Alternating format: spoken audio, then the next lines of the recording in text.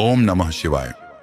जय शनिदेव महाराज। प्रिय भक्तों, सावन का पावन महीना भगवान भोलेनाथ को अत्यंत प्रिय माना जाता है।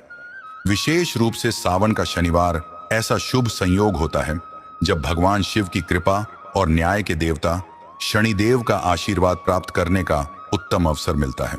कहा जाता है कि इस दिन सच्चे मन से भगवान शिव का स्मरण करने वाला और धर्म तथा सत्य के मार्ग पर चलने वाला भक्त कभी भी उनकी कृपा से वंचित नहीं रहता।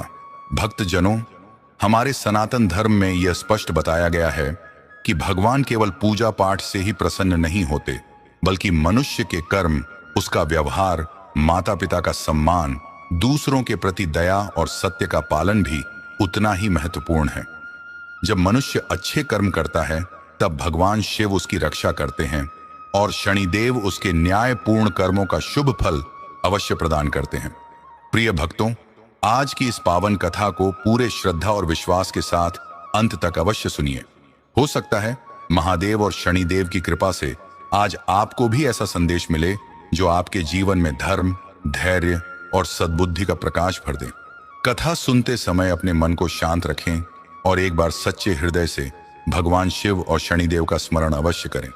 तो आइए पूरी श्रद्धा और भक्ति के साथ भगवान भोलेनाथ और शनिदेव का ध्यान करें और बोलिए हर हर महादेव। जय श्री शनिदेव महाराज। उत्तर प्रदेश के एक छोटे से कस्बे में भगवान दास नाम का एक मैकेनिक रहता था। उसके हाथों में ऐसा हुनर था कि कई गांवों से लोग अपनी मोटरसाइकिल और ट्रैक्टर ठीक कराने उसके पास आते थे। सुबह दुकान खुलते ही ग्राहकों की भीड़ लग जाती थी। मेहनत और ईमानदारी के कारण उसकी अच्छी कमाई होती थी। भगवान दास कभी किसी गरीब से पूरा पैसा नहीं लेता था। यदि किसी किसान के पास पैसे कम होते तो वह मुस्कुराकर कह देता, जब फसल बिक जाए तब दे देना। घर में उसकी पहली पत्नी गंगा थी। गंगा स्वभाव से बहुत सरल, धार्मिक और परिवार को जोड़कर रखने वाली स्त्री थी। भगवान दास के 3 बेटे थे, सुधीर, सुशील और सुनील। 2 बेटियां थीं, सुधा और सबसे छोटी राधा। गंगा अपने 5 बच्चों को समान प्रेम देती थी और प्रतिदिन सुबह भगवान शिव की पूजा करने के बाद ही घर का कोई काम शुरू करती थी। प्रिय भक्तों, कहते हैं जिस घर में प्रेम और भगवान का स्मरण होता है वहां सुख अपने आप आ जाता है। भगवान दास का घर भी ऐसा ही था। लेकिन एक दिन गंगा गंभीर रूप से बीमार पड़ गई। पूरे परिवार ने उसका बहुत उपचार कराया, फिर भी भगवान की इच्छा के आगे किसी की नहीं चली। गंगा इस संसार को छोड़कर चली गई। गंगा के जाने के बाद भगवान दास बिल्कुल अकेला पड़ गया। दुकान पर तो वह चला जाता, लेकिन घर लौटते ही उसे हर कोना सूना लगता। बच्चों की देखभाल की चिंता अलग थी। धीरे धीरे वह दुख में डूबने लगा और कुछ गलत संगति के लोगों के साथ बैठने लगा। वहीं से उसके जीवन में शराब ने प्रवेश किया। शुरू में वह कभी कभी पीता था, फिर यह आदत रोज की बन गई। बड़ा बेटा सुधीर कई बार समझाता, पिताजी आप ऐसा मत कीजिए। माँ हमेशा कहती थी कि दुख कितना भी बड़ा हो, भगवान शिव का नाम कभी मत छोड़ना। भगवान दास कुछ देर चुप रहता, फिर कह देता, बेटा तुम्हारी माँ चली गई, अब यह मन किसी की बात नहीं मानता। समय बीतता गया। रिश्तेदारों और गांव के कुछ लोगों ने भगवान दास को दूसरी शादी करने की सलाह दी ताकि छोटे बच्चों की देखभाल हो सके। कुछ महीनों बाद भगवान दास ने सीमा नाम की स्त्री से विवाह कर लिया। शुरुआत में सीमा सभी बच्चों से बहुत प्रेम से पेश आई। वह सबके सामने मीठी बातें करती। भगवान दास को भी लगा कि अब उसका परिवार फिर से संभल जाएगा। लेकिन धीरे धीरे सीमा का असली स्वभाव सामने आने लगा। उसकी कोई संतान नहीं थी, फिर भी उसने गंगा के बच्चों को कभी अपने बच्चे नहीं माना। सुधा और राधा से वह सबसे अधिक काम करवाती। जल्दी उठो, आंगन साफ करो, बर्तन धो, पानी भरो, खाना बनाओ। दोनों बहनें बिना कुछ कहे सारे काम करती। यदि कभी सुधा थक जाती तो सीमा डांटते हुए कहती, खाना खाना आता है, काम करते समय शरीर टूटने लगता है। राधा अपनी बड़ी बहन का हाथ पकड़कर चुपचाप काम करने लगती। उधर भगवान दास शराब में इतना डूब चुका था कि उसे घर की इन बातों का पता ही नहीं चलता था। प्रिय भक्तों, जब घर का मुखिया अपनी जिम्मेदारियों से दूर हो जाता है तब परिवार के भीतर छोटी छोटी गलतियां भी बड़ी परेशानियों का कारण बन जाती हैं। समय के साथ सुधीर बड़ा हुआ। उसने पिता के साथ दुकान संभालनी शुरू कर दी। मेहनत और ईमानदारी उसमें भी थी। दुकान फिर से अच्छी चलने लगी। घर में एक बार फिर धन आने लगा। इसी बीच सुधीर का विवाह लक्ष्मी से हुआ। लक्ष्मी शुरू में बहुत विनम्र दिखाई देती थी। वह सबका आदर करती, लेकिन कुछ ही समय बाद वह भी सीमा के रंग में रंगने लगी।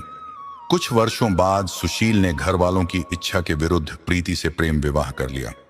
प्रीति के आने के बाद घर में एक और समूह बन गया। फिर सबसे छोटे बेटे सुनील का विवाह राखी से हुआ। अब घर में 3 बहुएं थीं, लेकिन घर का प्रेम पहले जैसा नहीं रहा। भगवान दास दुकान से कमाकर जो भी पैसा लाता वह अधिकतर सीमा के हाथ में रख देता। सीमा घर का खर्च तो कम करती, लेकिन धीरे धीरे बड़ी रकम अपने मायके भेजने लगी। कभी भाई के नाम पर पैसे, कभी मायके के घर की मरम्मत, कभी खेत खरीदने के लिए सहायता। भगवान दास को इस बात का कोई अंदाजा नहीं था। उसे लगता था कि उसका पैसा घर और बच्चों पर खर्च हो रहा है।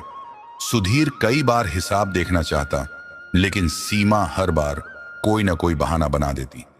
तुम अपने काम से काम रखो, घर का खर्च मैं जानती हूं। सुधीर पिता का सम्मान करता था, इसलिए अधिक बहस नहीं करता। उधर सुधा की शादी की उम्र भी निकलती जा रही थी। कई अच्छे रिश्ते आए, लेकिन हर बार सीमा कोई ना कोई कमी निकाल देती। कभी कहती लड़का ठीक नहीं है, कभी कहती अभी पैसे नहीं हैं, और कभी कह देती पहले बेटों का घर पूरी तरह संभल जाए फिर इसकी शादी करेंगे। सुधा हर बार मुस्कुराकर चुप रह जाती। उसे अपने लिए नहीं, अपने पिता की चिंता रहती थी।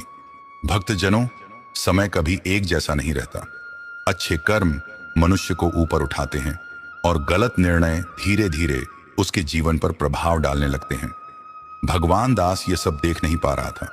उसे केवल इतना दिखाई देता था कि उसका परिवार बड़ा हो गया है, लेकिन घर की दीवारों के भीतर स्वार्थ, भेदभाव और लालच धीरे धीरे अपनी जगह बना चुके थे। कुछ वर्षों तक भगवान दास को इस बात का बिल्कुल आभास नहीं हुआ कि उसके परिश्रम की कमाई कहां जा रही है। वह सुबह दुकान खोलता, देर शाम तक काम करता और जो भी कमाता बिना गिने सीमा के हाथ में रख देता। उसे विश्वास था कि परिवार का खर्च ठीक से चल रहा है, लेकिन सीमा का मन घर से अधिक अपने मायके में लगा रहता था। हर महीने वह किसी न किसी बहाने से पैसे अपने भाइयों के पास भेज देती। कभी कहती भैया की तबीयत खराब है, कभी कहती मायके के घर की मरम्मत करानी है, कभी खेत खरीदने के लिए सहायता भेजती, तो कभी गहने बनवाने के नाम पर रुपये निकाल लेती। भगवान दास ने कभी हिसाब नहीं मांगा। धीरे धीरे दुकान की बचत समाप्त होने लगी। एक दिन भगवान दास ने अलमारी खोली तो उसमें रखी वर्षों की जमा पूंजी बहुत कम दिखाई दी। उसने आश्चर्य से पूछा, सीमा, इतने पैसे कहां चले गए? सीमा बिना घबराए बोली, घर बड़ा है, खर्च भी तो बहुत है, तुम्हें क्या पता कितना पैसा लगता है। भगवान दास ने अधिक कुछ नहीं कहा। वह फिर अपने काम में लग गया। उधर बड़ा बेटा सुधीर दिन रात मेहनत करता था। वह चाहता था कि घर पहले जैसा सुखी बन जाए, लेकिन उसे भी समझ नहीं आ रहा था कि कमाई होने के बाद भी घर में तंगी क्यों बढ़ती जा रही है। दूसरी ओर सुशील की आदतें दिन प्रतिदिन बिगड़ती चली गईं। वह अपने पिता की तरह शराब पीने लगा था। काम करने के बजाय दोस्तों के साथ बैठना उसे अच्छा लगता था। नशे की हालत में वह छोटी छोटी बात पर अपनी पत्नी प्रीति से झगड़ता। प्रीति कई बार समझाती, घर की हालत ठीक नहीं है, शराब छोड़ दो, लेकिन सुशील उसकी एक भी बात नहीं सुनता। घर में आए दिन विवाद होने लगे। सबसे छोटा बेटा सुनील भी जिम्मेदारियों से दूर भागने लगा। उसने कुछ लोगों से उधार लेकर व्यापार करने की बात कही, लेकिन व्यापार शुरू होने से पहले ही वह रुपए लेकर प्रदेश चला गया। कर्ज देने वाले लोग अब भगवान दास के घर आने लगे। अपने बेटे से कहो हमारा पैसा लौट आए। कब तक इंतजार करें? यदि रुपए नहीं मिले तो हमें दूसरा रास्ता अपनाना पड़ेगा। भगवान दास शर्म से सिर झुका लेता। प्रिय भक्तों, माता पिता का सबसे बड़ा दुख तब होता है जब उन्हें अपने बच्चों के कर्मों का उत्तर दूसरों के सामने देना पड़ता है। इधर छोटी बेटी राधा भी घर के वातावरण से बहुत दुखी रहने लगी। सीमा हर छोटी बात पर उसे डांटती, कभी बिना कारण खाना नहीं देती, कभी दिन भर काम करवाती। राधा कई बार अपनी बड़ी बहन सुधा से कहती, दीदी, क्या हमारी किस्मत हमेशा ऐसी ही रहेगी? सुधा उसके सिर पर हाथ फेरते हुए कहती, धैर्य रख बहन, भगवान सब देख रहे हैं। लेकिन एक दिन राधा ने घर छोड़ दिया और अपनी इच्छा से विवाह कर लिया। यह बात जब भगवान दास को पता चली तो वह बहुत देर तक मौन बैठा रहा। उसने किसी को दोष नहीं दिया, बस इतना कहा, काश यह घर पहले जैसा होता। राधा के जाने के बाद सुधा और भी अकेली पड़ गई। वह सुबह सबसे पहले उठती, पूरा घर साफ करती, सबके लिए भोजन बनाती, फिर पिता के लिए खाना अलग रखती। लेकिन धीरे धीरे बहुओं का व्यवहार भी बदल गया। लक्ष्मी, प्रीति और राखी अब भगवान दास को बोझ समझने लगी थी। यदि कभी भगवान दास समय दया, सेवा और धर्म के मार्ग पर चलने की शक्ति दें। बोलिए भोलेनाथ शंकर भगवान की जय। जय श्री शनिदेव महाराज।